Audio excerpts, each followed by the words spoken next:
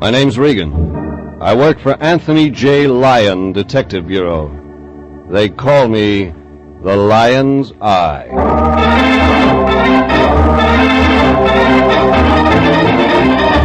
Wednesday at 9, and CBS brings you Jeff Regan, Investigator, starring Paul Dubov as Regan with Frank Nelson as Anthony J. Lyon. So stand by for mystery and suspense and adventure in tonight's story titled, It All Comes Back to Me Now.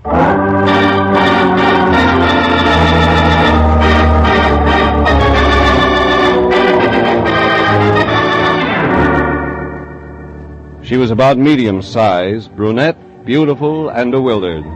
She couldn't remember where she'd come from or where she was going. Couldn't remember her own name. Just one thing she could remember. She wanted to commit murder. She was in the office of my boss, Anthony J. Lyon, that Friday morning, sitting there across the desk from him, holding onto her battered purse like it was the last thing in the world she was sure of. What the Lion or I didn't know, she was right. Oh, Jeffrey, come in. I've been waiting for you. Morning, Fatso. New client? Yes, Jeffrey. I think we could call her that. Jeffrey, this is Miss...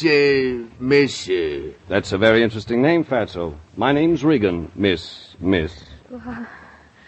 How do you do, Mr. Regan? Jeffrey, she has a terrible problem. Somebody does. She can't remember her name. Please, can't you help me? I don't remember anything. You remember how you got here to our office? No, not anything. From when? From now. Except, there was a door. It said detective agency. I walked in. Yes. Jeffrey, what are we going to do about Miss Smith? Smith? Well, we've got to call her something, haven't we? All right, Smith. Jeffrey, this is a matter for the police. A Bureau of Missing Persons. Surely... Oh, no, Mr. Lyon, please. Not the police. What's that? Oh, please, Mr. Regan, please don't let him call the police. People who can't remember their names usually can't remember they shouldn't go to the police, Miss Smith. But Oh... Look, lady, if you don't want to go to the cops, there's got to be a reason. Well, then... Look at this. Jeffrey... .32 caliber revolver, Smith & Wesson. Loaded except for 2 empty shells. You see, Mr. Regan... The gun's been fired, Jeffrey? 2 bullets missing. Miss Smith? I don't know. Jeffrey, that settles it. We call Lion, the I police. think Miss Smith hasn't quite finished her story. The gun in her purse isn't the only reason she doesn't want to go to the police. That right, Miss Smith? Mr. Regan, I try to remember. There was a house somewhere. A small house. I was in a room with... Go on. No, I can't. Keep trying, Miss Smith. I was going somewhere. Alone. I wanted to see someone. I think I was on my way to kill someone. Fatso, get some water. She's fainted. Here, water? Jeffrey, don't just stand there. Call an ambulance.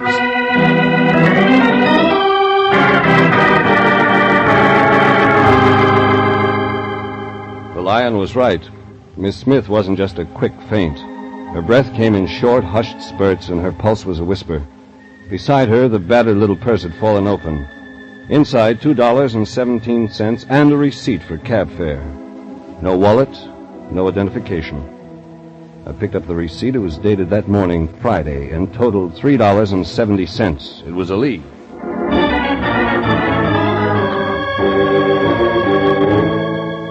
I sent the Lion with Miss Smith in the ambulance and then headed for the main office of the cab company. It took me 2 hours to get what I wanted. The receipt was for cab number 702, one of the new cars the company added, and it was usually driven by one Joseph Rupnick. Another hour passed, and he pulled into the cab stand out front of the main office.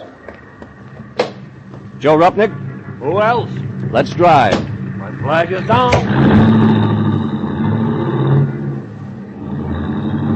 Where to, Mac? Did you drive a medium-sized brunette this morning, Joe? It'd be a pleasure. Think. Fair complexion, good-looking, very good-looking. Carried a little black leather purse. The fare was $3.70. $3.70, huh? You know, it's a nice fare. What'll it buy, $3.70? Well, let's see. $3.70 should ought to take you out to Westwood. You got a record of your stops today. What about Westwood? Yeah, I guess I have. Hey, Mac, what do you know? She was lovely, she was engaged, and she used my cab. Oh, what a dish. Bewitched, bothered, and brunette. I seen her, and I'm glad. Never mind the tone poems. Where did you pick her up? In Westwood. Where else? Okay, let's go there.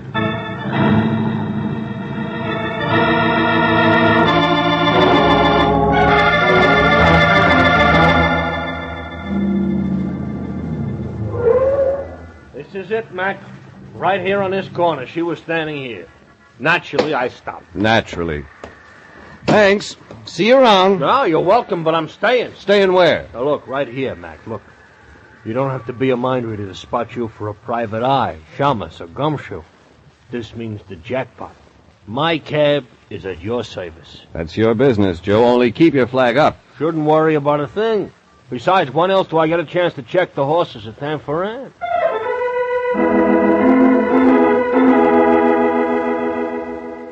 Joe Rupnick pulled a racing form out of his pocket, and I looked at the place he'd pointed out. According to Joe, Miss Smith had been standing in front of a white one-story building with a two-story sign that said Parker's Service. It was an auto repair shop, a big one, the kind that specializes in foreign cars, custom sedans, and rich customers. Mr. Parker. Telephone call, Mr. Parker. Yes, sir? What can I do for you, sir? I'm looking for a girl. She used to work here. Sarah? You're looking for Sarah? About medium-sized, good-looking? Yeah, that's Sarah. Well, she quit yesterday. She was in here this morning to pick up her check. I'm just taking her place. And it's not a bad job. Not bad at all. Mr. Parker, he's a nice guy. A very nice... Could you give... pardon me just a moment, please. Parker's Service?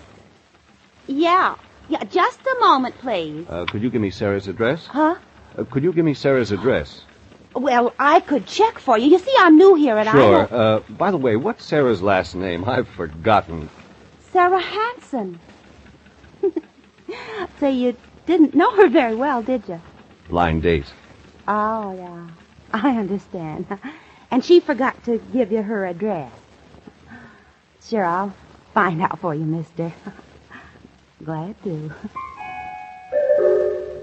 The girl behind the counter winked at me and went back into the office, and before I could turn around, there was somebody at my elbow. And I had that feeling you get when you know someone's staring down your neck. I turned, and I was right.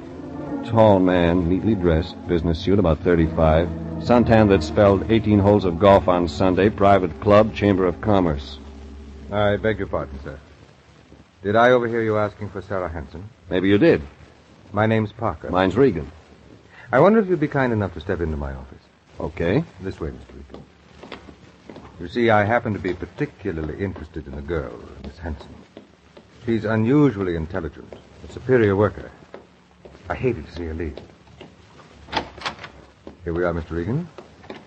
Have a chair. A cigarette? No, thanks. Let's stick to Miss Hanson. Oh, yes, Mr. Regan.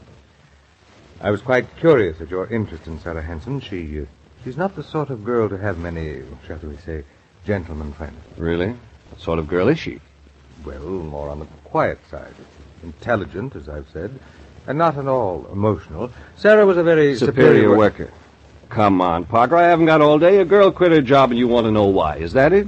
Well, I'm curious. There's more to it than that. I saw 4 secretaries in your front office alone. One named Sarah wasn't that good. Very well, Mr. Regan.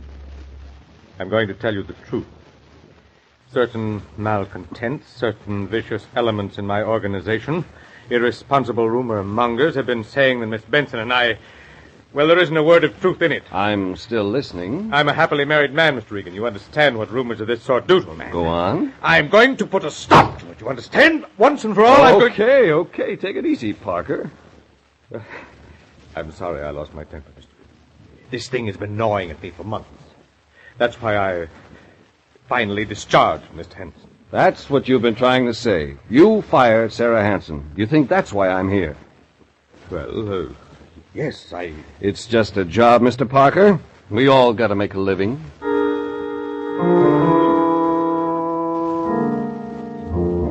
Somewhere in it, a story was beginning to take shape. Parker apologized again, and I left his private office. Out front, the receptionist had Sarah Hanson's address, and I took it. When I got to the street, Joe Rupnick's cab was still sitting there. Hop in, Mac. I'm available. You find the girl? No, but I've got an address. Great. I got them all lined up for tomorrow at 10 for Ann. Let's go.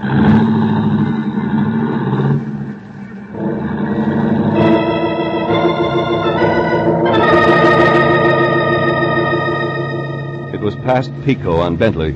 Took us 5 minutes to pull up in front of a bungalow converted into a duplex. I left Joe with his racing form and newspaper and went up to the door that belonged to Sarah Hanson.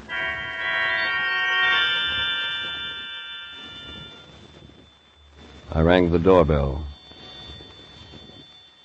No answer. I knocked. Same results. The sun was sinking somewhere in the distance, and the early mist, the prelude to fog, was settling in fast. I tried the doorknob. No results.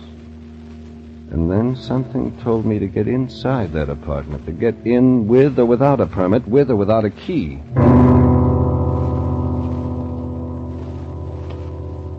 I walked around back until I found a window unlocked. The screen was easy, and I climbed up. My stomach scraped across the windowsill, and I was inside. Dark, dank, stale-smelling air. Something foul and disagreeable. I wanted to turn and leave and get out of the stinking apartment. But I didn't. Instead, I moved slowly along the wall in the darkness and fumbled until I hit the light switch. The lights didn't change the smell, but it told a story. Chairs upside down. Picture frame smashed to the floor. 2 dishes broken in 1,000 pieces. And the sofa cushions on top of each other in a corner. The whole place turned upside down, looking like a clapboard shack after a hurricane. I moved into the living room, picking up pieces, searching for anything. And I found something. In front of the imitation fireplace on the carpet, a pool of blood. Hey, Mac. You okay? Yeah, Joe. Look, Mac, I think I got something important. Be there in a minute. Never mind. I'll climb through the window.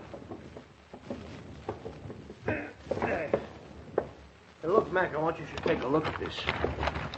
I was reading while I was waiting for you. Early edition of the afternoon paper. Yeah. Look on page 2. Did you find it, Mac? Yeah, I found it. I found it. Story on page 2. The body of a girl found washed up on Will Rogers State Beach, tentatively identified as Sarah Hanson.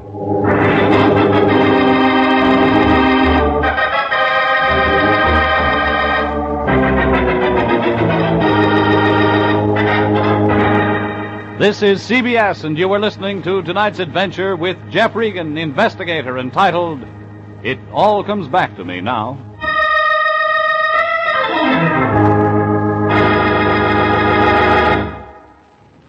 CBS brings you many of the most exciting programs on the air.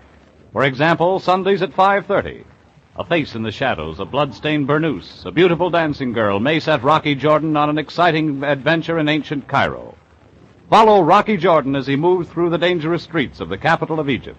Meet Rocky Jordan this Sunday at 5:30 on CBS. And now, back to tonight's story titled, It All Comes Back to Me Now, and Jeff Regan, Investigator.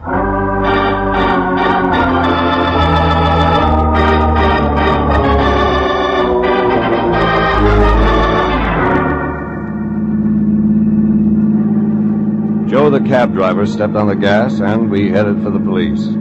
I sat in the back seat, the folded newspaper in my lap, and tried to make sense out of a story so twisted even the principal characters no longer made sense. A girl with amnesia hires the Lion and me to help her find herself. She says she remembered wanting to kill someone. She collapses, and I follow a lead to a cab driver, to a repair shop in Westwood, to the home of one Sarah Benson, That was when I read the early afternoon paper which said a girl had been found washed up on Will Rogers State Beach. Her name? Sarah Hansen.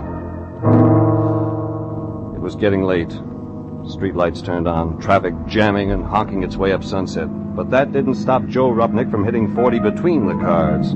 We made the police station at 6:45.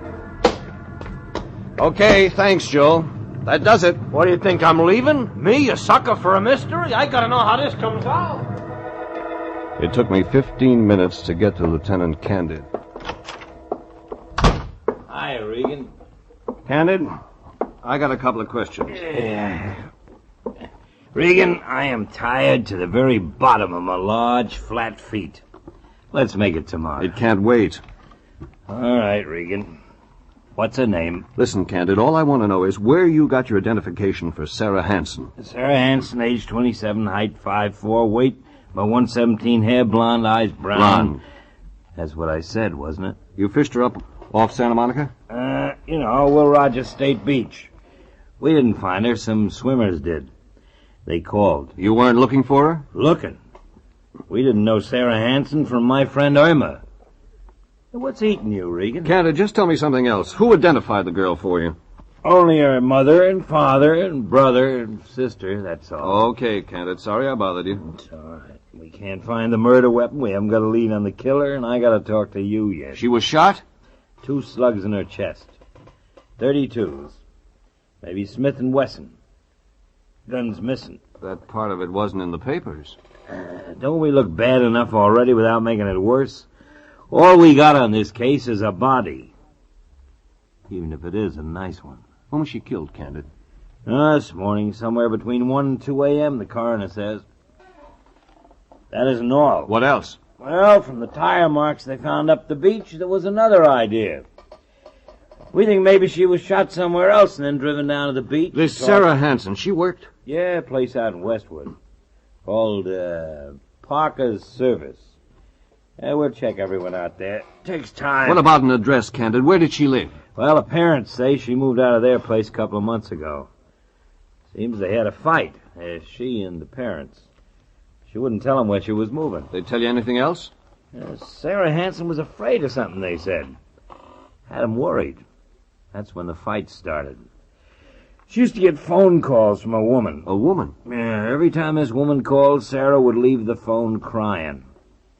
Only happened a couple of times. Did they ever see this woman? Nope. They were wondering if it might be another girl who worked with Sarah. Feud. Only you haven't checked the employees yet. Like I said, Regan, it takes time. The shop opens up first thing in the morning. My men will be there. Thanks, Candid. Thanks a lot. Hey, Regan, where do you fit in this? Client, Candid. You know how it is. Maybe I don't, Regan. If you know something... I don't know anything, Candid. You wouldn't lie to me, would you? Sarah Hansen was a good-looking dame. A real good-looking dame. I never met her. You sure, Regan? I'm sure. Okay, I'll take your word. She's a real nice-looking dame, like I said. Kind you hate to see turn up dead. You want to see her, Regan? All right, Candid. We'll see her.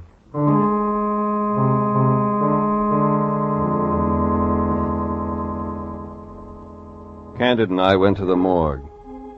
We saw her. Sarah Hansen. Medium-sized, good-looking blonde. She looked nothing like the girl who'd come to the Lyons office without a memory. Yet somewhere Sarah Hansen and Miss Smith fit together. Somewhere their lives became crossed and tangled up and then went separately again. Miss Smith's to a blank memory. Sarah Hansen's to death. Somewhere something made both things happen. That gave me an idea. I went upstairs to Missing Persons and checked every record I could find that even faintly resembled our client, Miss Smith. Nothing did. I headed outside. Joe Rupnick was still sitting in the taxi. He turned it around, and we headed for the L.A. County Hospital.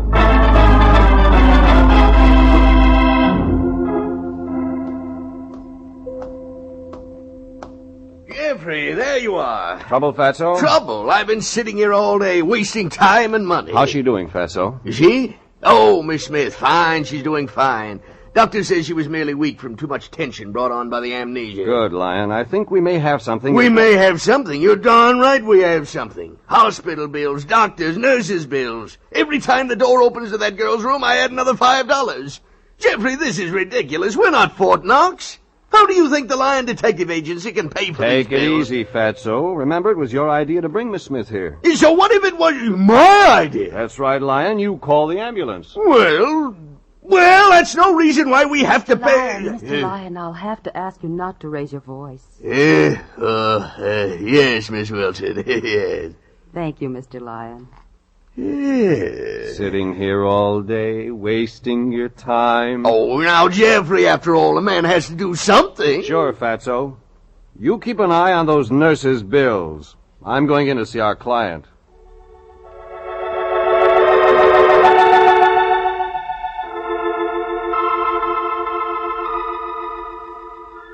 Miss Smith was lying there, pale face made paler by the whiteness of the sheets, the white hospital walls, the clinical smell of the room. You don't have to be sick to look sick in a hospital bed. Oh. Hello, Mr. Regan. You remember me? You helped me, Mr. Regan. I won't forget that. What does the doctor say? Oh, I'll be all right. Really, I will.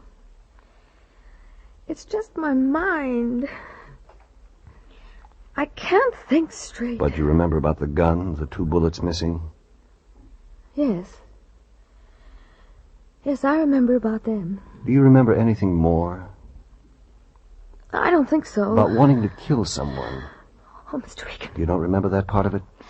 The doctor says it's shock. Something happened to me. Something I wanted to forget. Made me forget everything. Murder might do that. Yes, I suppose it might. Does the name Parker mean anything to you? No. Parker Service, Westwood? No, Mr. Regan. How about Sarah Hanson? No, Mr. Regan, I don't know that name. Sarah Hanson, the blonde, pretty blonde. No, I don't remember. She worked for Parker Service in Westwood. You were in Westwood today. Maybe at a small apartment on Regan, Bentley just past about Pico. That mean anything to you, Miss Smith? Leave me alone, leave me alone. Okay, thanks. Thanks anyway. Please leave me alone. Mr. Regan, leave me alone.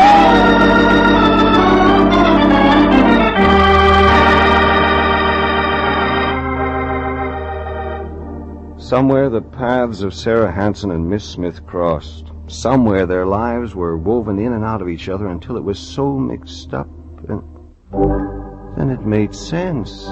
Simple, quick, easy sense. I left the hospital in a hurry, the cab was there, and I got in, and we drove and drove fast. First for a drugstore and a phone booth, then for Westwood.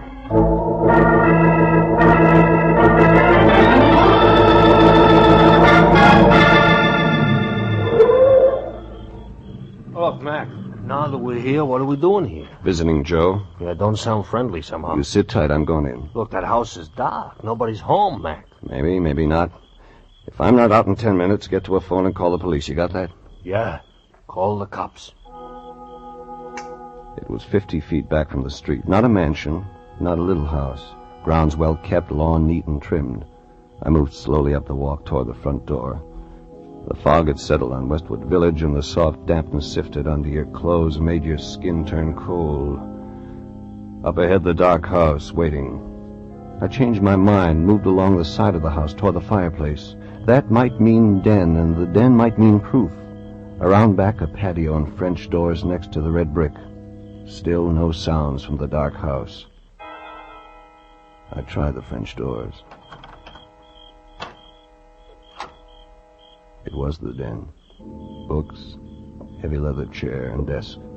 On the desk a photograph, too dark to see. I picked up the metal frame and lit a match. It fit. The final nail in a murderer's coffin. You like the photograph? Get your hands off your gun, Mr. Regan.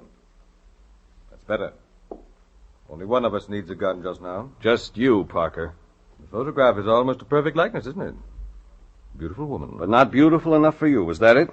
Beautiful but possessive. She didn't understand me. And Sarah Hansen did. Jane killed her. So that's her name, Jane Parker. Too bad you've never met her, Mr. Regan. I've met her, Parker. In fact, I just left her less than 30 minutes ago. It's a lie. You've never met my... Your wife, Jane Parker. She asked for help. Regan, you're lying. You tell me a better story. Where is your wife? I don't know. But you'd like to, wouldn't you? You'd like to know so you could see her once more, so you could see her and shut her up. She told you. That you killed Sarah Hansen? She was lying. She killed Sarah. There was a fight. Jane killed her in a jealous rage. And you're going to try to tell me Jane carried Sarah Hansen to her car, then took her to the beach, and then threw her body in the... I left. I don't know what happened. It was Jane. Jane carried a woman her size down to the ocean. Who do you think you can make believe that? You're lying. I'll tell you what really happened. Jane found out you were running around with another woman, Sarah Hansen. She phoned Sarah, tried to reason with her. Your wife was dumb enough to want to keep you. When Sarah wouldn't listen to reason, your wife went to see her. You don't know what you're talking about. She found you at Sarah Hansen's apartment on Bentley. There was a fight. You lost your temper, Parker. Only a man your size could have wrecked the place the way it is now. No. You shot and killed Sarah, and the shock was too much for your wife. No. Her mind went completely blank, rather than remember the nightmare she'd seen. How do you know? How? Because I know where your wife, Jane Parker, is right now. She didn't tell you that. She wouldn't dare tell you. Your wife disappeared after the shooting early this morning, didn't she, Parker? You didn't know where she'd gone. That's what you really wanted to find out from me when I was at your shop this afternoon. You're making that up. You were afraid then, and you're afraid now. Yet you didn't report to the police that your wife was missing. I checked that. You didn't want them to find her either. She could tell the real story. Where is Jane, Mr. Regan? You're wasting time. Unless you tell me where my wife is, Mr. Regan, I'll put every bullet in this gun through your body. And that still wouldn't stop your wife from talking, would it, Parker? That still wouldn't give you the answer to where she is now. Tell me, Regan. Go ahead, shoot, Parker. Shoot and read the morning papers tomorrow. The headlines will tell how every cop on the West Coast is waiting to shoot you on sight. Regan! So you won't need that gun! Let go! You pulled the trigger on yourself, Parker. Too bad your aim wasn't better.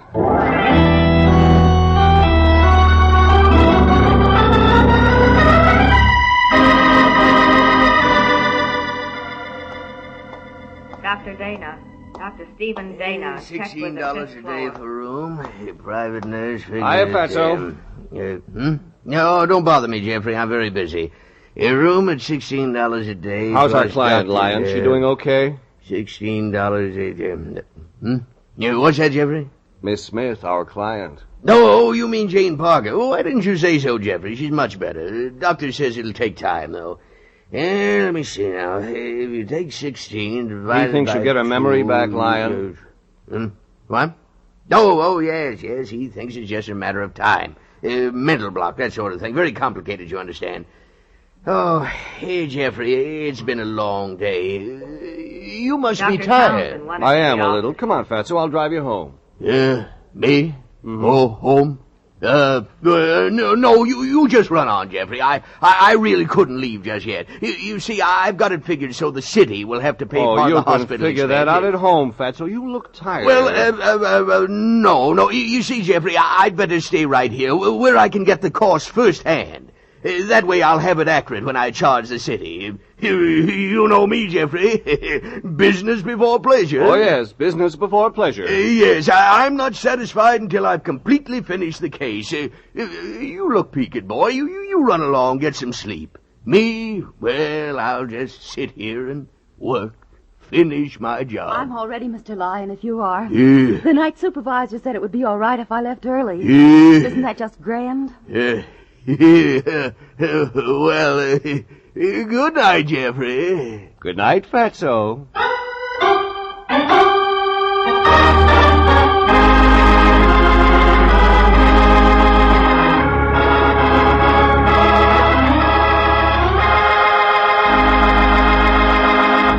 Jeff Regan, Investigator, was written tonight by William Frug, produced and directed by Sterling Tracy, and stars Paul Dubov as Regan with Frank Nelson as Anthony J. Lyon. Original music is by Dick Arant. Jeff Regan, Investigator, is heard each week at the same time over CBS, the Columbia Broadcasting System.